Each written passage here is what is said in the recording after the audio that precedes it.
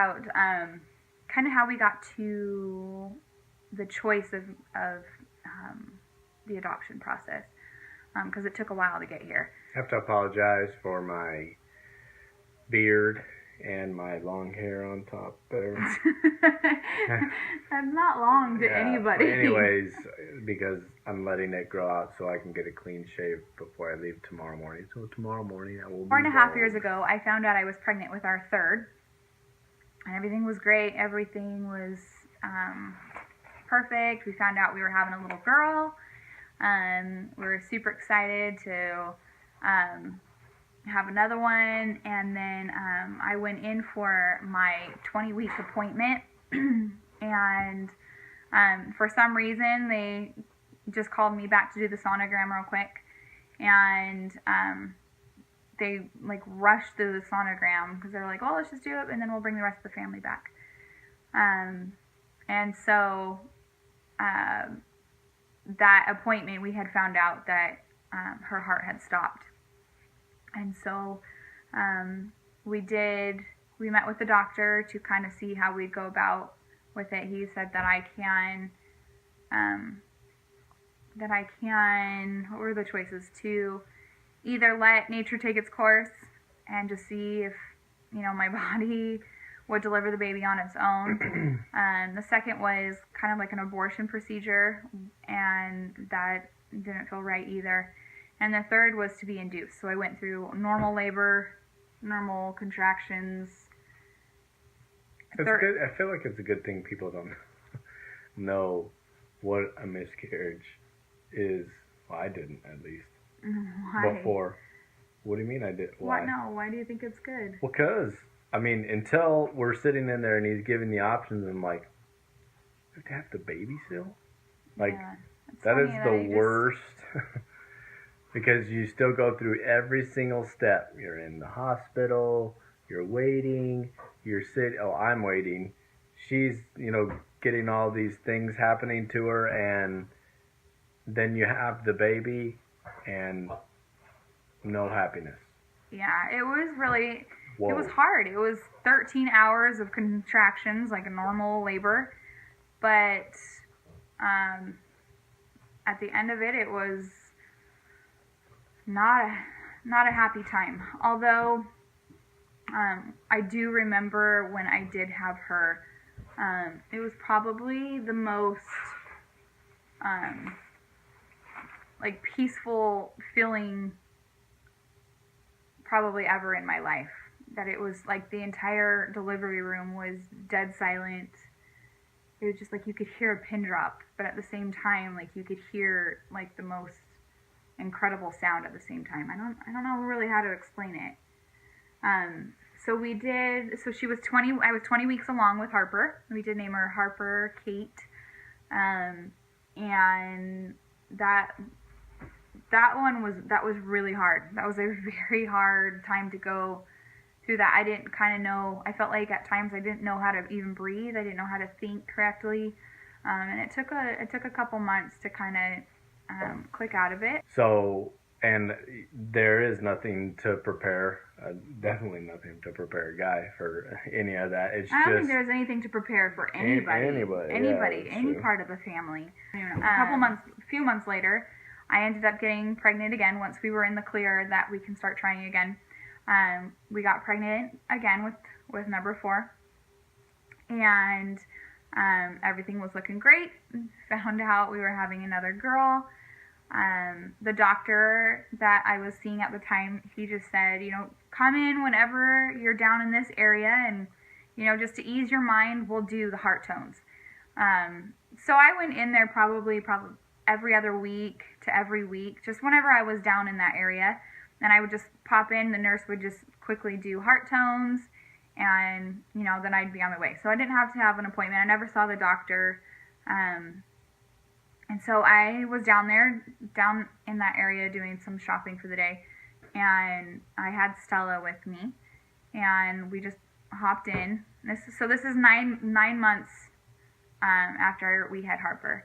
I popped into the office, and they started doing heart tones, and the couple times before that, she was so active that they were constantly like chasing her, and so to get her heartbeat. And so I didn't think anything of it, but they kept like, going over my stomach and trying to get the heart tones, and they just never could get the heart tones. And you know, I kept playing it off like, oh, she's busy again and just moving around, and that's not what it was at all. They're like, after like a half hour of after about a half hour of our dog is trying to get into the booth. About a half hour of trying to find the heart, they moved me over to a sonogram room. So we did the sonogram, and within a second we saw that the heart had stopped, and I could even see it before that they even said anything. So I immediately broke down and I called Brandon, and that was a hard one because Brandon was about 4 hours away. It was the exact same week that I had lost Harper, and gestational wise, their hearts had stopped within a day of each other, which was another kind of weird thing that we still can't figure out. But I felt like my world crumbled again. I didn't, once again, found myself in a situation where I was angry and mad and frustrated, and it was a hard. The labor was horrific. It was the most pain I've like. I almost kept feeling like I was having out of body experiences because I was like, the pain was. I guess what they're kind of explaining to me is that my body had been pushed with Pitocin twice to induce labor within the last, 9 months. And by this time, my body was like, what are you doing? And was in ways rejecting it. And it was just horrible. And the baby was not descending. And I just got really bad. And so I finally got to a point where I had to ask for the epidural. And the anesthesiologist, like, is that what he's called? That's what he's called. He could not get the epidural in at all. Like, whoa. I ended up getting poked. I think I had, when they counted the next day, I had these little scabs all over the bottom of my spine, and there were 16 little pokes, and it was... Rachel was begging me not to get mad at that guy. He didn't know what he was doing. Begging me. And but the funny part is, I think that I'm typically not the person to ever, like, tell somebody that they're doing something wrong, or, like, if someone gets my order wrong at the restaurant, I never say anything. I don't like to. And by the last time, I was in so much pain, like, it was so bad. I finally, like, sat up and I was like, look, you've got to get it together and figure this out. And so he's like, all right, let's try, one more time. And so he got the epidural in. Within like seconds, I had relief, and I had her like 30 seconds later. So I only had the epidural in for like a minute. It was pretty bad. It was a bad... Is that the time that my appendix... Yeah. So while I was in labor, Brandon was like hunched over in a ball. And the nurse kept going, are you okay? Are you okay? And I was like, no, go away. Don't. No, I'm good. Don't look at me. She's in trouble over there. After a while, I was like, whoa, I'm in pain. So we convinced him because... I we had just started the Pitocin. I was like, hey, we're going to be here for a few hours. Why don't you just go downstairs to the ER and go get fixed and looked at, or whatever's going on. And, I'll be up here. I'm good. We've got a few hours. We finally convinced them to go down. And they thought it was a bleeding ulcer. I thought I had an ulcer because of the stress of what was going on, and I was like, I guess, whatever. They gave him some medication. They gave me some medication, and I was like, okay, well. It worked. A couple months, it did. But Turns out a couple months later, I had that exact same pain that got overwhelming enough for me. It woke me up in the middle of the night, but that time I felt like I was spinning a little bit. And then I went into the doctor, and they're like, "Your appendix just burst," and I was in surgery. So it was like a buildup of his appendix just starting to rupture. So that labor was just all around. It just wasn't a good situation between losing a precious, sweet little girl, and the labor was horrible, and his appendix, his issue. That was like all in the same year. But I think the highlight of that labor for me was actually that my mom ended up coming to the labor. And my mom has had this kind of similar situations, but when she had her miscarriages, you didn't know the sex of the baby, you didn't name the baby, you didn't hold the baby, you didn't know the weight of the baby, nothing, where all of those are done now in the hospitals. They really push you to hold the baby. And it really is a really tender experience. But my mom was there, and anytime I've ever talked to my mom about her miscarriages, it's been really hard for her. I can tell that it's been, something she doesn't want to talk about, and I understand that. I completely understand. But my mom, she ended up coming, which I was really, really grateful for, because she ended up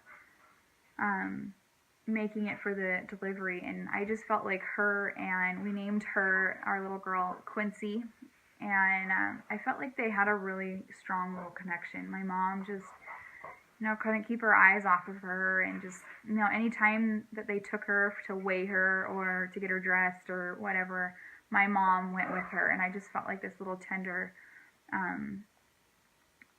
spiritual connection with them, and I really felt like Quincy was really sent here for my mom in ways. So she is actually named Quincy Jill after my mom, and it's been a trial since I've had these sweet little girls. The kids talk about them all the time. We keep them very much a part of our family still to this day. Anyways, that is the kind of the story of kind of where that led us to this decision, because after the girls, we had a long infertility that we can't explain. We've had numerous procedures and surgeries and medications that we've taken over the last 4 years. But we just, for some reason, it's just unexplained why we're having all these infertility issues now. And so through all that, I was really against adoption for a while. It scared me really, really bad. And I kind of came to the point where I was praying that, this desire to have more kids wouldn't be around anymore. Like, it was killing me. And it got better for a while. It did. It got, I was content. The decision to adopt really scared me, and it was about a couple months ago that a friend of mine's mom I started talking to her, and she's actually the state director for adoption and for foster and adoption, and I was talking to her for a while, and I had this overwhelming feeling that this is what we're supposed to be doing. And just, like, after I talked to her, because I was at a swim meet, and I ran to the car, and I called Brandon, and I was like, I know what we're supposed to be doing. And he felt it too, I think, but he was totally on board right away with it. And so we looked into it, and it's just felt right ever since. And I am extremely grateful for the path that we are on now and how we've come to where we are at. I mean, it really has taken a while. So anyways, that's kind of the backup story. Of course, we'll talk about it more as we roll out more, but that's kind of the story about the girls. Kept. Yeah. He swore to that, man. Anyways, it's going to be scarce for videos with him, but we promise to keep you updated. Bye. See you later.